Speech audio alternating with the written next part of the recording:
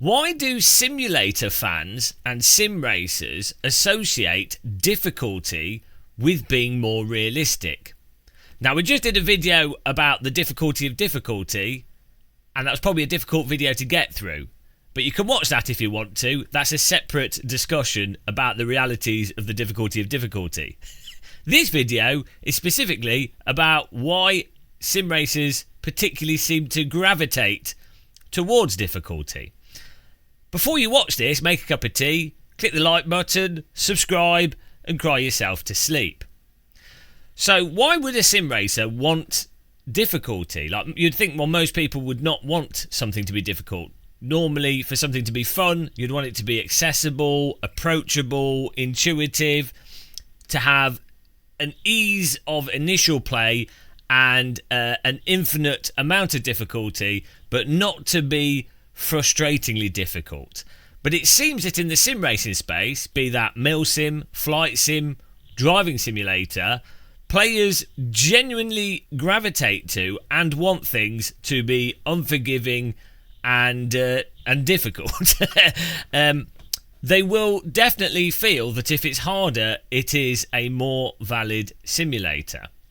Now, I think there's multiple reasons for this.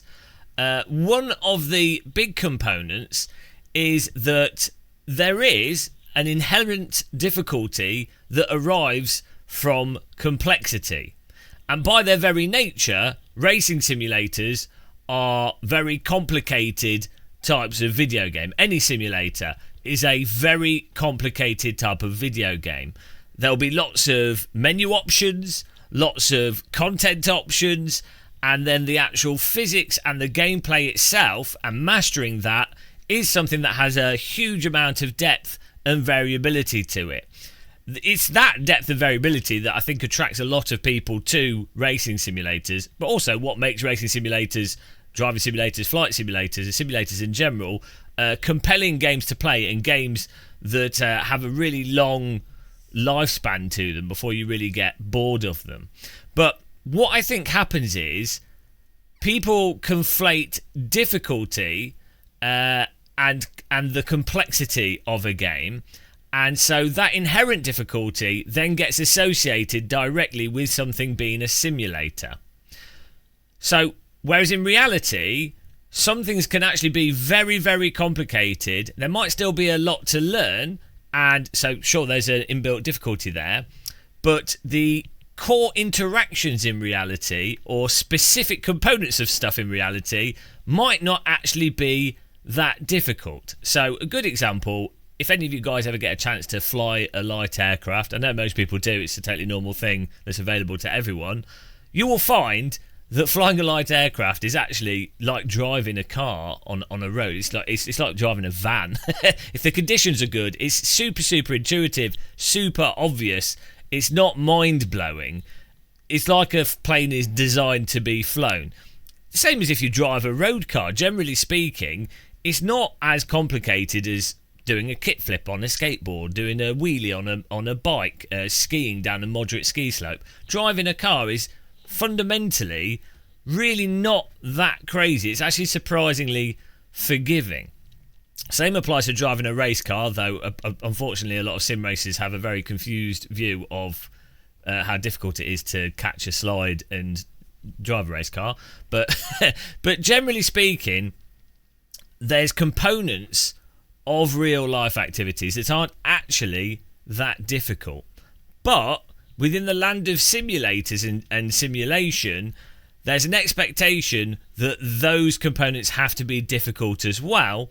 And then when you have those components being difficult and unforgiving in particular, that punishing component lends itself to a person believing that the simulator is more realistic. And also I think there's a component of, if you have something that's unrealistically forgiving as opposed to unrealistically unforgiving, the player tends to think of it as being more of a simulator than a game. When something's unrealistically forgiving, people default back to what they expect from playing video games, console games, simcade or arcade titles. those titles are obviously designed around being entertaining, enjoyable, accommodating. They could still have a high skill ceiling, but they're fundamentally designed around being accessible. So immediately, if you have that accessibility and ease of use with a simulator that's supposed to be realistic, someone's going to start thinking, well, it's more of a game than a simulator. And to be fair, again, I think people are conflating stuff in that arcade games and simcade titles and less realistic titles, they normally do have more simplistic game mechanics. They normally do have less depth. So it's not unfair that someone would build the expectation and association with that ease arriving from a lack of depth to the video game that they're playing, and thus a lack of depth to the simulation value. Though, ironically, even some of the more sort of arcade titles, even simcade titles like let's say the Formula 1 titles, old Forza games, even Burnout, what's it called? Burnout with the big open environment, Paradise City or whatever. They actually have really, really complicated physics, like really deep physics. Like at the end of the day, there's going to be a range of math that defines the movement of the object and the physics of the object in the video game, and that range of math and available stuff from the player's input is still actually really broad. And ironically, you will find in some of these arcade games, even older driving games, that they actually have some behaviours that mirror the stability and approachability of actual real-world cars, planes and items in real life. Even though those games are arcade and they're not trying to be simulators, you'll actually find a lot of crossover in the fundamental math involved in those arcade games, as you will find with the math in games that are designed as simulators. So yeah, it's really interesting that I think a lot of the attraction to difficulty comes from a perception of what is realistic and how difficulty relates to realism than the actual objectivity or quantitative components of the simulator and video game. Now, also, another interesting aspect, I think, is that when a game is particularly punishing and harsh, it puts someone into a different mindset.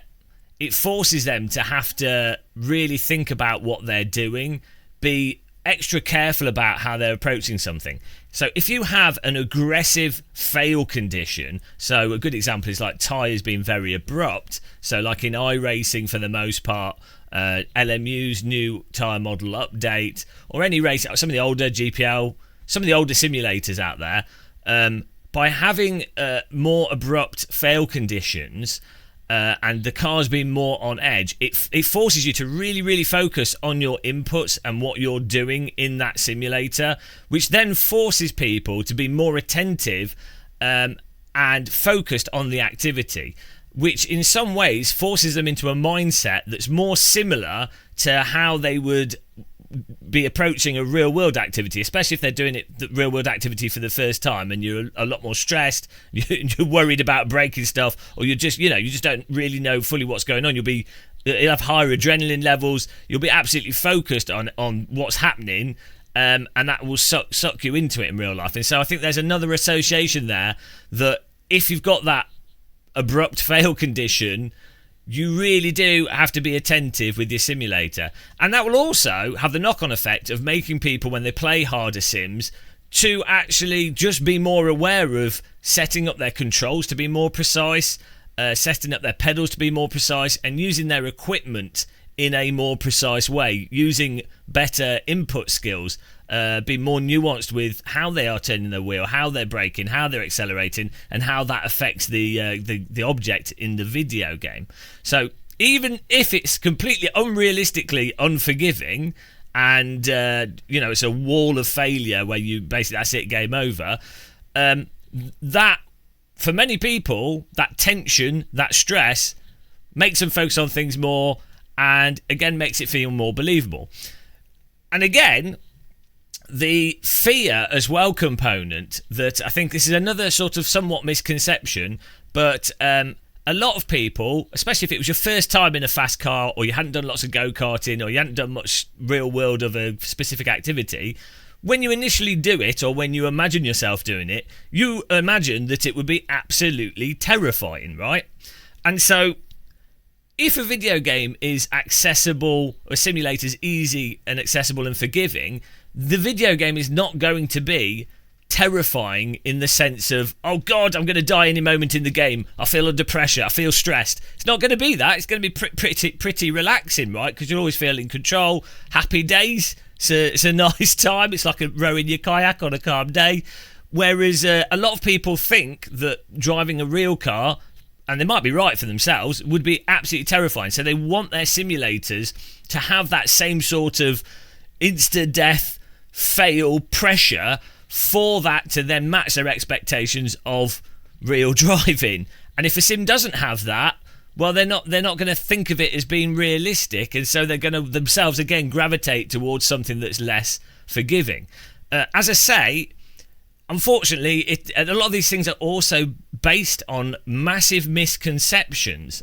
Like, if someone has been doing go-karting from the age of 8, and then they've gone into slow Formula cars and faster Formula cars, those people are not absolutely terrified of pushing or crashing or spinning. They're not. The cars themselves are not always mega on edge. There will be certain situations and stuff that will be like hair-raising, and some drivers obviously will be more tense than other drivers. But generally speaking, if someone's actually spending thousands of hours, an equivalent amount of time driving real cars as a person playing racing simulators, they're pretty calm. I mean, there's activities like the Isle of Man TT, for example. Those bike riders, which are objectively doing something totally insane, where they could die any second, a wheel could fall off and you'd be in a sheep, or in a brick wall, or off a cliff, or, you know, they could just have a lapse of concentration. That's it, done. You're in a pub at 200 miles an hour, which is not the best way to enter a pub, so I've been told. Those riders, even they are like actually quite calm, and there's drivers have done talk-throughs of the lap and talk about how they have to make sure that they don't start daydreaming when they're going down the straight. I think it was Guy Martin or one of the drivers said, yeah, this part of the track, you have to really concentrate on not thinking about stuff at home and if the washing's done, and you can see the footage of the trees going past. so you're like, look, if an Isle of Man TT rider, granted they are insane people, but if they can get normalised to it, and to them it seems nice and calm, imagine how calm like a bloody car is for someone that's been doing that all their life. And so, you know, it's a misconception that real motorsport race drivers are also massively stressed all the time, and also adopt their driving entirely based around the fear factor. I don't know where that comes from either. I mean, you could just watch the support races for the 24 Hours of Le Mans, and you can see drivers, they're driving like rookie drivers in iRacing, or public server drivers, some of them. And watch Alberto Nesca's channel. You'll see drivers doing stupidest stuff and really dangerous stuff. Rookie racing, people are always doing crazy dangerous stuff. So there's no evidence to support that real drivers in the fear factor massively changes what they do. Granted, for a specific individual, as I say, if someone just only does club racing, or you're just going to a track for a one-off, sure, in that moment it's absolutely terrifying. But as I say, by the time you've put like thousands of hours or even hundreds of hours of doing something, most people, not everyone, but the vast majority of people start to normalise and get used to things. And actually, I found it really shocking when I've done anything that's relatively quick, driving a car, skiing, mountain biking. It's actually scary how much you get lured into a sense of safety, and how much you do just want more speed and more danger, until you really do hurt yourself, and then you're like, oh, actually, I'm not immortal. So that's actually the scary thing to me, is how easy it is to be an idiot, and you have to keep reminding yourself to be careful because you're not immortal. But yeah, so that misconception as well, I think, is what really pushes a lot of people, especially the super mega nerdy people that often get attracted to simulators, to want that difficulty, or think of that difficulty as being more realistic. Now, there's probably other factors as well. I don't want this video to go on too long. I have a habit of just talking too much, guys. But maybe you could suggest some in the comment section. I don't think any of these myths will get dispelled, and I think it's quite likely we'll continue to have really dull, simplistic conversations on these topics. I'll be going through Reddit and forums non-stop. Maybe as more people get a chance, or more sim racers get a chance to do real racing, or you see more esports drivers go from sim racing to real racing, and then they're just honest about the reality of real driving.